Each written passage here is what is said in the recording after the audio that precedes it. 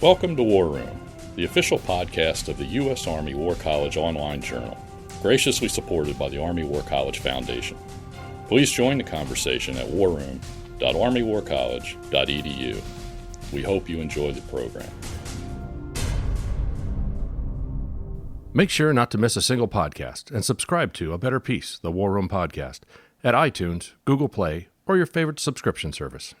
The views expressed in this presentation are those of the speakers and do not necessarily reflect those of the U.S. Army War College, U.S. Army, or Department of Defense. Welcome to A Better Peace, the War Room podcast.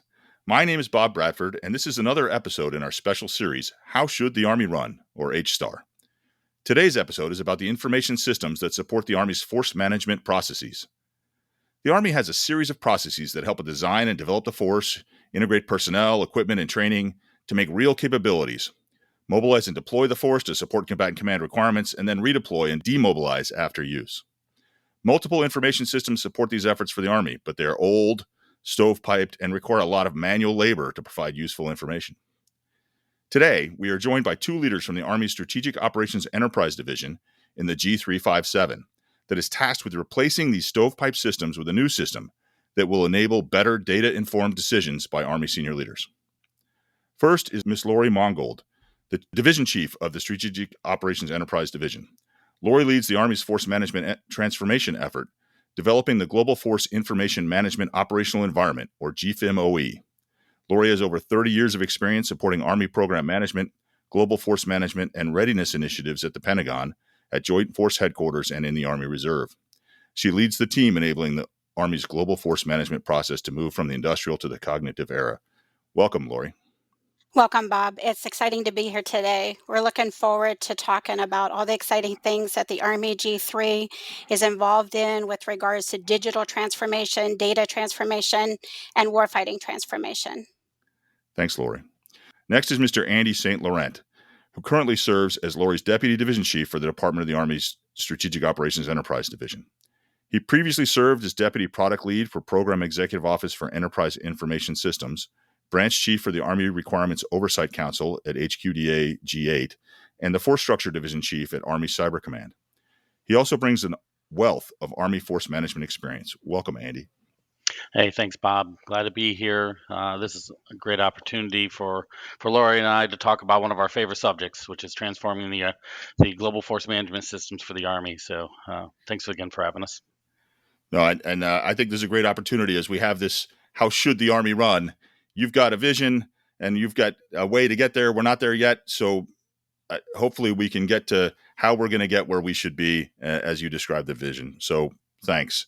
Hey, Lori, let me start with you. You and your team are leading this major change effort to modernize and improve the Army's force management enterprise. Before we dive into your change effort, could you give our listeners a little background on the problem you're working to address? What's the current state of all these force management information systems? Yeah, no, so this is, like Andy said, this is a great opportunity. This is something that we're really excited about. We've both been involved in the Army for a really long time, so we've sort of been at different echelons. We've been in different jobs. We've sort of seen how things work. We've both been to how the Army runs course and have learned the book way of how the Army runs, and then we've lived it and recognized how it should run. And so this is like a perfect opportunity for us to look across the Army business, see how that relates to the Army warfighter, see the capability gaps, the friction points, the redundancies that are potentially built in that are unnecessary, friction points that need to be eliminated. We're working in an environment that has where operations and our world has changed so significantly. The way that we fight has changed. We move from more of a non-kinetic realm from a kinetic fight, but we haven't changed our business processes. For 30 years, we've been doing business the same way. And if you want to adjust the way that you fight better, or you get ahead of your ability to defeat your adversary, you got to change the way you do business.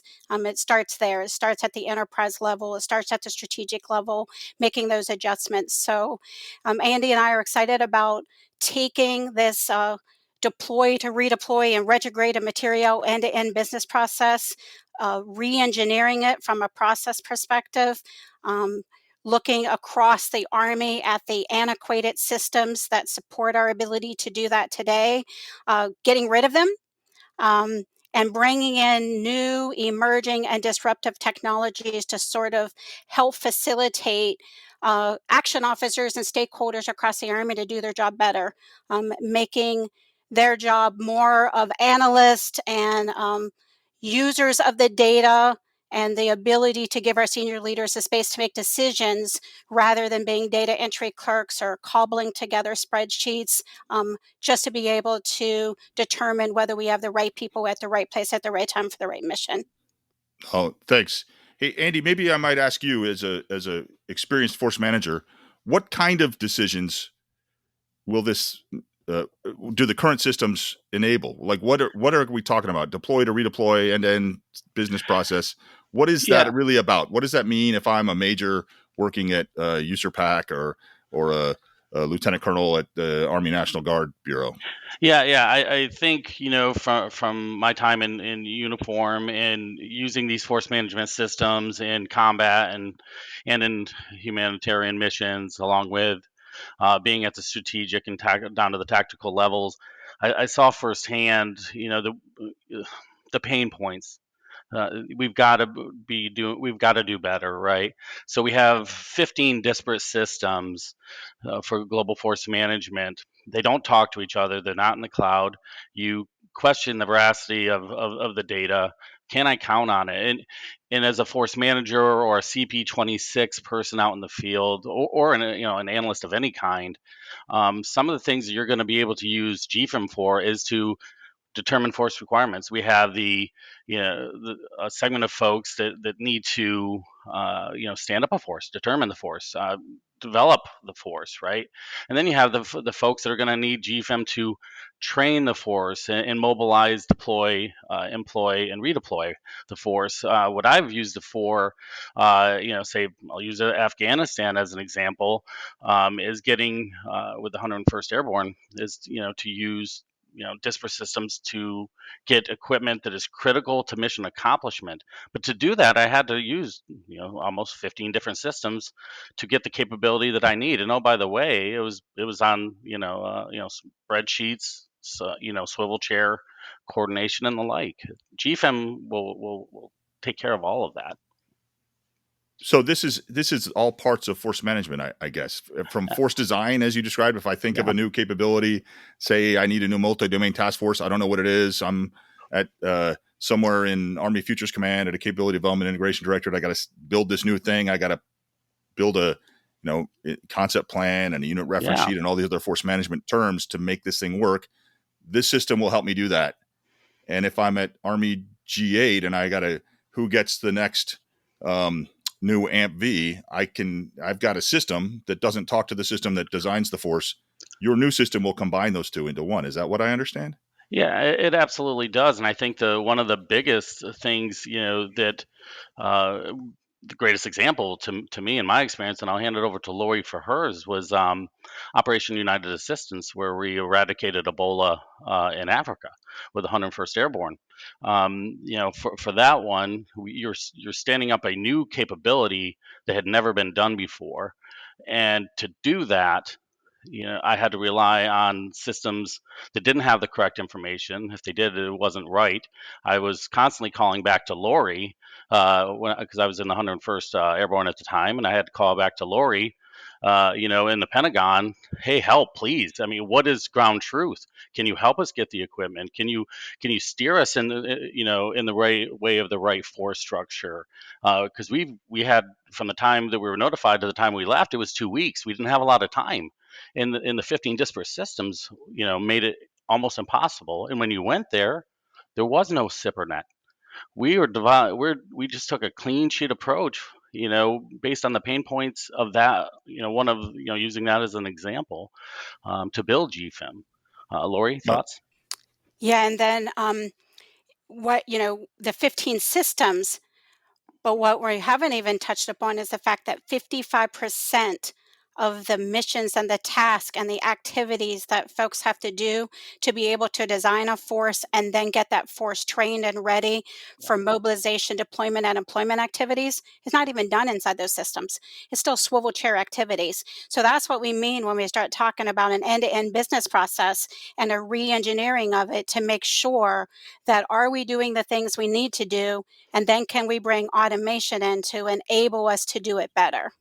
So when you say swivel chair activities, that is the action officer pulling information from one system, putting it in a spreadsheet, maybe entering it in another system to get another output, and then putting that in his spreadsheet, and eventually making some kind of PowerPoint chart that the general can look at and say, good job, right? Is that what you're talking about? Yeah, absolutely. So here's a perfect example. Let's just take designing the force, right? So we are going into a command plan cycle. We know what the force is that we want to develop. Organizational integrator sitting in the Army G3 go in and program that force inside of one system. And they can only have one position at a time. So they think that this is the force they're going to have. They program it. Program the force means put it into Put it the into the long-term resource actual, plan. yep, put it This into a is what I'm going plan. to fund. At the aggregate level, this is the type of structure that we believe the Army needs. And we're going to go to Congress. We're going to ask them for money to pay for that structure so that we can then go out, recruit, build equipment, get equipment delivered, and actually build that structure. So organizational integrators put that structure into a system. And then there's another whole entity that now has to codify that details to that structure inside of our requirement and authorization documents. Those two systems don't even talk. So in order to know that you need to do the next step in a work process, somebody's going to print out a spreadsheet and email it to you and tell you to now go build the Army. So you can see there's a lot of opportunities for human error. There's a lot of delays. We need to increase our ability to turn Army decisions quicker. And in systems that don't give us that flexibility or that agility to do that, we are stuck. We're stuck in time, and not being our friend. And also like to almost like to add to that, sometimes our legacy systems were built on the classified side out of convenience. There's really no rhyme or reason for it. What happens is you're out in the field and same name, name your bad place, and you have to request forces, you have to request equipment, but you don't have any classified network to do it. But the information is really unclassified a lot of times.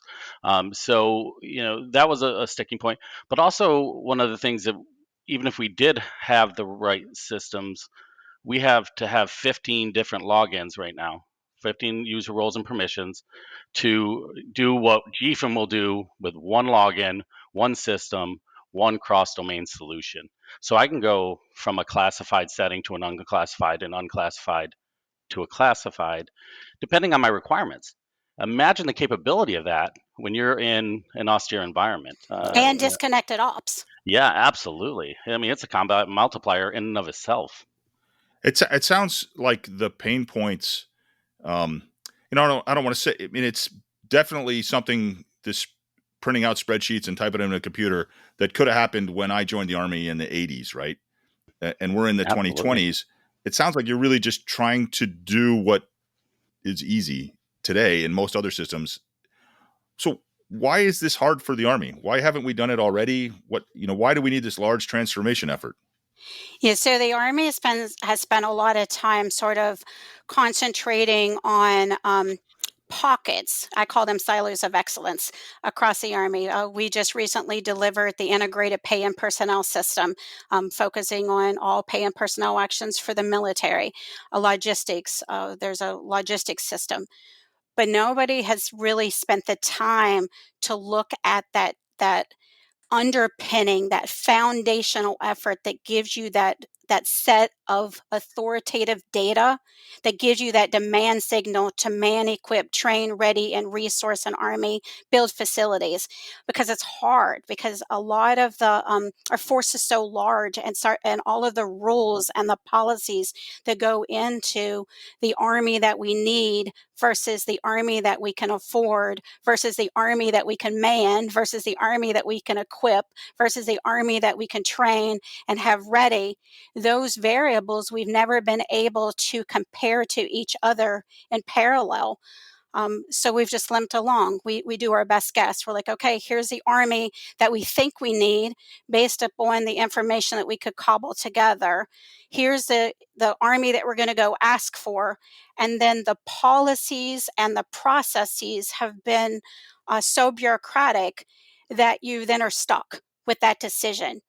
There's no agility built into either the processes or the systems to give you the opportunity to make decisions when new information becomes available. So we've not been able to capitalize on information advantage. And that's one of the things that I think has held us back. And technologies can allow for that. We spent a lot of time investing resources into the warfight when the demand signal and the authoritative data is generated from the business side to inform our ability to do the warfight. The warfight is informing our ability to do business, but we've never brought the two together to reconcile that position. Andy? Yeah, I think another reason why it has taken a little longer is culture. The culture of the building, the Pentagon, the culture of the Army, very stovepiped, very hierarchy, and also we sometimes are not good at being comfortable being uncomfortable. We know we a lot of the analysts they've been using these systems for in some cases decades. They know these systems. They trust these systems. They know the workarounds for these systems, even if it doesn't, lend to better data for better decision making. I know what I know. I log in every single day, and this is what I've done for the last 20 years, and I don't want to change. And oh, by the way, I'm not really sure I trust this technology that you speak of, going into the cloud and merging these 15 systems into one, and how that will affect my life as an analyst. And we started the sprints probably 18 months ago, and the community, which is the most diverse community, I think, for any system that we use, went from heck no, we're not doing this, to where we are today, which is I'm all about it. How can I help? I want to be a part of this transformation. It's been a wonderful transformation. Did we get everything right so far? No. But we're using that agile methodology to go through the iterations and give the community something that they want. So we're bringing them along, but as we know, cultural change takes time, but we're getting there. And I think there's been some hesitation getting after Gfim because of the direct connect to the warfighter. So Mhm. when you do something like pay and Yep. personnel, you have the opportunity to manually make adjustments to get somebody's administrative actions or their pay or their personnel uh, uh, position correct, and they're alive. Nothing's happened. There's pay and personnel.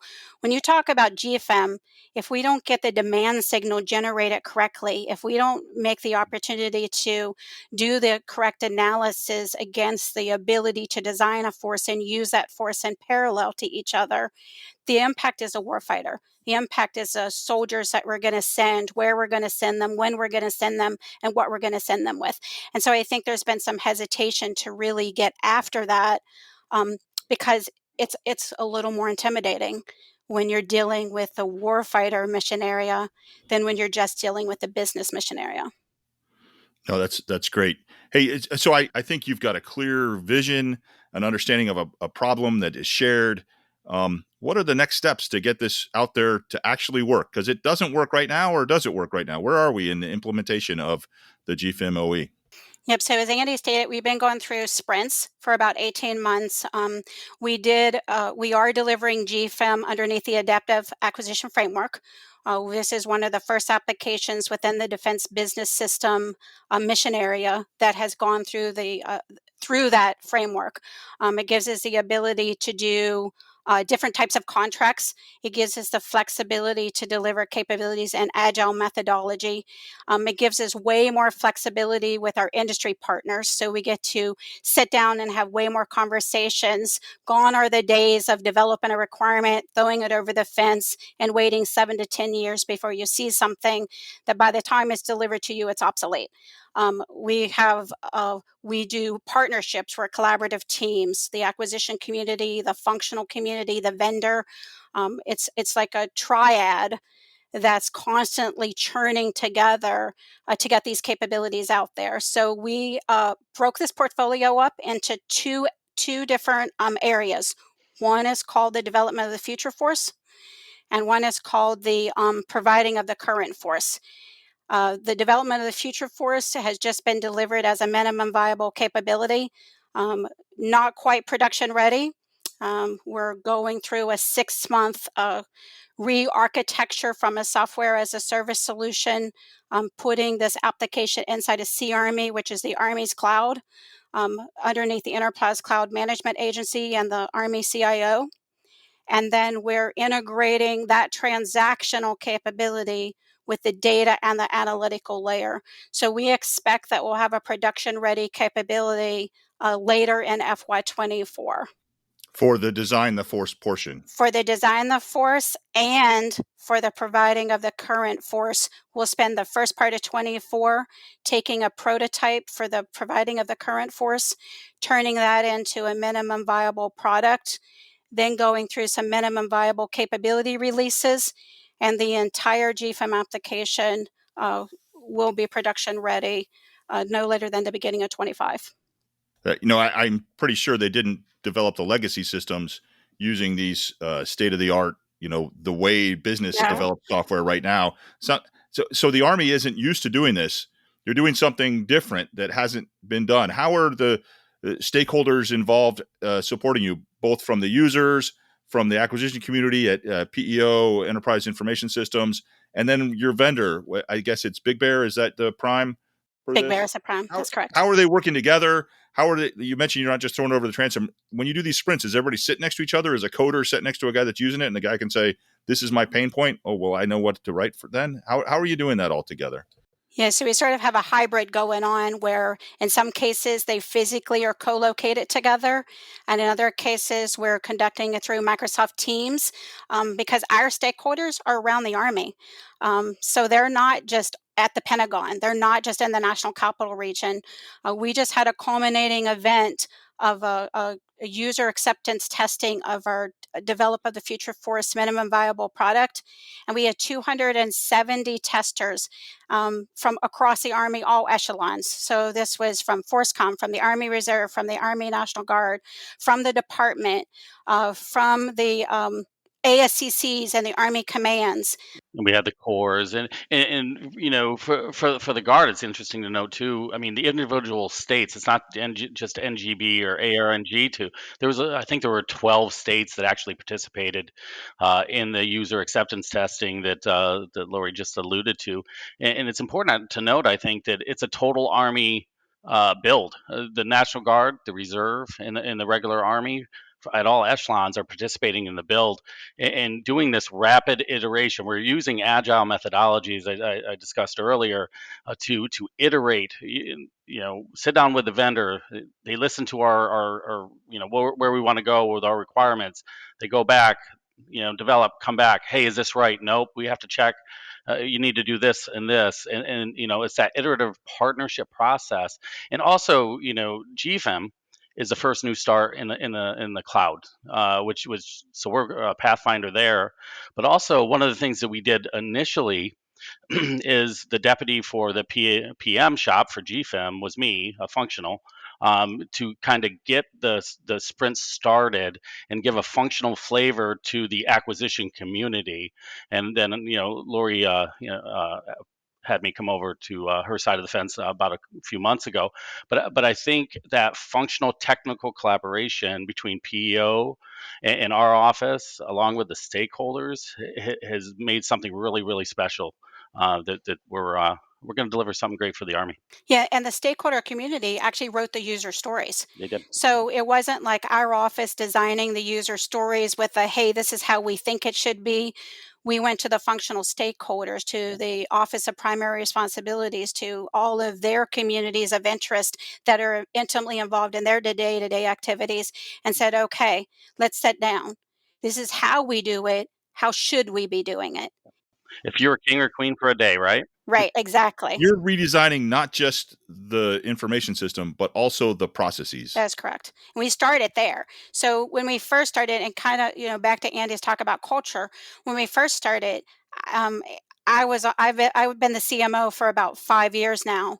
We went around to approximately 300 different people across the Army, and the very first question I said was, "Hey, if you were king or queen for the day, and you could change the way that you do your business, that your day-to-day life could be easier, what would that look like?"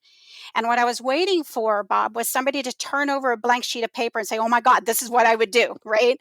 What I got was a lot of, "Well, you tweak here, and I'll be okay." That was 3 years ago. Where we are now are people calling us, emailing us, knocking down our door, going, "Oh my God, I know how to do it. Let's do this. Can we change this? Can we do this?" And you can see their excitement now with the, "I didn't realize you just want me to turn over a blank sheet of paper and tell you, like, Yep. why can't we try this? Let's push the envelope." And I feel very good about the Army G3 backing us in pushing that envelope to do things monumentally different than how we've ever done them before, and giving us the flexibility and the space to try that. Especially with technology, you can back out of it. Um, and with the agile iterative process, we have the ability to do that. Try it, see how it works, back it out, change it, and try it again. That's great. And your mention of the G3 as your champion, right?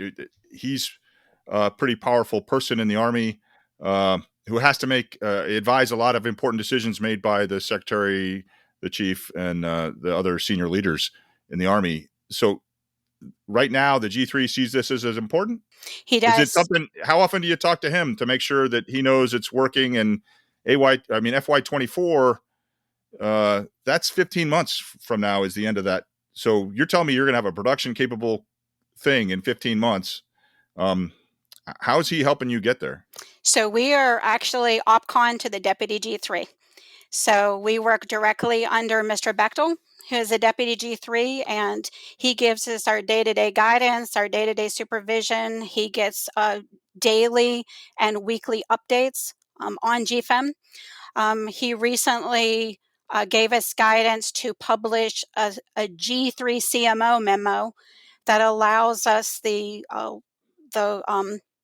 responsibility, the flexibility, the agility that's needed to drive the functional stakeholder community, their participation, their involvement to the successful delivery in 24. So they're all in. And it's not just the Army G3. GFIM is the Secretary of the Army's #1 business priority currently, right now. So So you got a they're all champion. in. We do. Okay. We do. So with a champion, I'm sure you'll get the resources you need. It sounds like you're getting the authorities and responsibilities you need. What are the roadblocks? What do you see that might trip this up from actually happening, or is this inevitable now? So I think it's inevitable that's going to happen. I believe the timeline, there's always some risk in the timeline. There's always risk in funding. I think everybody out there knows that FY23 from a fiscal perspective was challenging. Ukraine and Russia brought in some emerging requirements to our Army that we had not planned for.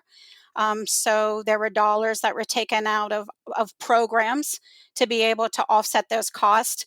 The budget took several extra months to get passed, so that sort of impacted us. So as long as the resources flow, we'll be able to stay on target. If the funding doesn't come, if we enter a CR again in FY24 and we have some delays there, then the program may slip a little bit. We have backup plans for that, which is continually breaking the program into smaller and smaller chunks, which is the beauty of Agile, so that we can get some capabilities out there, turn off some of the old stuff, and at least make iterative progress.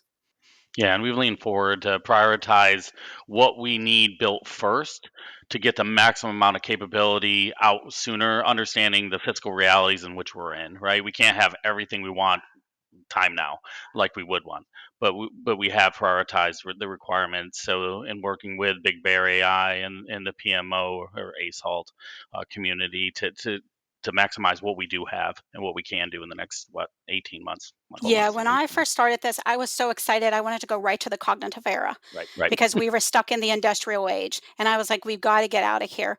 And you learn to iteratively do proofs of concepts, to deliver capabilities. You're sort of balancing money and time and culture together to be able to keep things moving forward. So we're going to move from the industrial age, and we're going to get to the information age, and we're going to be on the tip of the cognitive era. And then as time and resources and the stakeholder buy-in continues to mature, then we'll go to the cognitive era. No, I think Andy's description of his experience at the 101st, where there's all these data and there's like everything's different. What's the real data source? You building one thing that works that has the real data source. Yeah. That's information age. And then as the Army starts adopting, machine learning and AI tools, Right. you can do all kinds of things with that can really assist the decision maker in making better and more informed decisions. So I think this is a huge opportunity. You mentioned that the program started 18 months ago for sprints. Yeah. Yeah. I mean, Lori's been developing this concept for quite some time, but 18 months ago we did the competing for the vendors to develop a clean sheet approach, bring the innovation from industry to bear on our problems, and yeah, we started about 18 months ago. And you'll have a with production run capable within 18, so less than 3 Yeah. years. You're going to go from starting work to having something out in the field. That is just it's not the Army I grew up in, I don't think. And so No, yeah. as a lot of people complain that the Army is sclerotic and too slow and we're old and we do it, we're too bureaucratic, the fact that that your team with the champion and enough resources, this is not huge amounts of money. It's a lot less than they're paying for IPSA and other things, right? So way less. So, but we're gonna be able, the series is How Should the Army? The Army is going to be able to change how it runs so it's better for the future. And I just think that's awesome. Hey, we're about 30 minutes. I'll give each of you the last word if you'd like before we end the podcast. Lori, what's your anything you want to say at the end of this podcast? Yeah, so I'm excited. So Bob, I'm culminating at about 34 years of serving the Army in one capacity or another. Gfim is very near and dear to my heart. I'm not trying to be like overly personal, but I sort of birthed it, and I want to see it to the end because this will be my last act for the Army before I retire. And so I'm excited to see it through. I feel good. I just got a new granddaughter, and every time I go forward to do things, I'm thinking everything that we do on a daily basis is going to leave behind a better Army to protect and defend our nation. So my grandchildren will see a completely different Army, a completely different nation. They'll be able to feel safer because of the work that we're doing here, and I believe that. So it makes me feel good to be a part of that. You don't get a lot of opportunities to change things. People talk about it. People talk about that. God, I wish I could make it different. And we've been able to actually make that change. Andy? No, thanks. Thanks, Lori. Yeah, absolutely. Couldn't agree more with my battle buddy here. As as I take the baton and continue GFIM. I don't think anybody but maybe Lori believes in GFIM more than I do. Living it from an operator perspective in combat, an operator's perspective in humanitarian missions, and of course at the Pentagon and in places in between. I believe in this transformational approach. It will make the Army better in terms of global force management, but also the data and the capabilities that are resident in GFIM will enable our personnelists to do a better job, our acquisition corps to do a better job, the equippers, throughout the other end-to-end processes. GFIM will help enable the Army Army leaders and combat commanders to be able to make better decisions because they can see the Army's force structure position both now and in the future in real time. It's a pretty powerful initiative, and I'm just honored to be a part of it. Thanks for having us today. Thank you. Hey, thank you both. And Lori, best of luck as you head towards retirement in the near future. And Andy, good luck as you keep pushing this across the line. That's all the time we have for now. It was great that you were able to join us today and great speaking about this major change effort for the Army. To our audience, thank you all for listening. Please send us your comments and suggestions for this and future episodes of War Room. Meanwhile, you can access the How the Army Runs reference guide that the War College edits and other text matters on Army leadership and management on the Army War Room site under the Reference Materials tab. Please subscribe to A Better Peace on your podcatcher of choice. And once you have, please rate and review this podcast because that's how more people can hear about us so that we can continue to grow this community for conversations like this one. This conversation is over, but we look forward to welcoming all of you listeners again. Until next time from the War Room, I'm Bob Bradford. And that concludes our program. Thank you for listening. The views expressed in this podcast reflect those of the speakers and do not necessarily reflect the views, policies, or positions of the U.S. Army or the Department of Defense. Let us know what you think. Provide us your feedback, comments, or suggestions through our webpage at warroom.armywarcollege.edu, and have a great day.